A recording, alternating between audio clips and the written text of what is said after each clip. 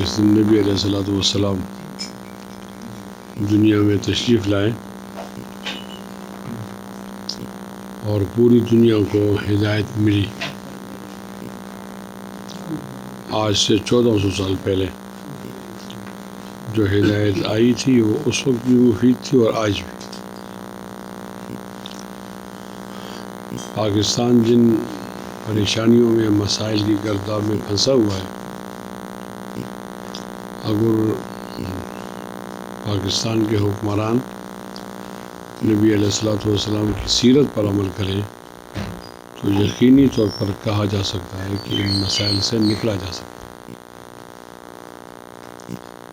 میرے حوالے سے ربیع الاول کے حوالے سے قوم تک ہماری درخواست پہنچائی جائے کہ نبی کریم صلی اللہ علیہ وسلم کی سیرت کو اپنائیں، اس میں کامیابی ہے.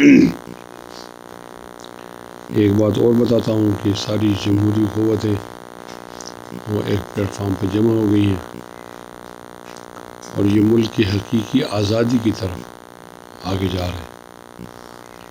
قوم کو اپوزیشن کا ساتھ دینا چاہیے تاکہ مہنگائی، آٹا مہنگا ہو گیا ہے،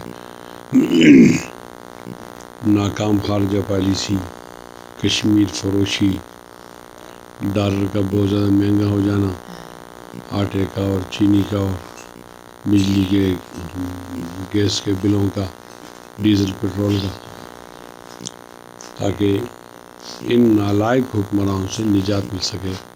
تمام عوام کو اپوزیشن کا ساتھ دینا.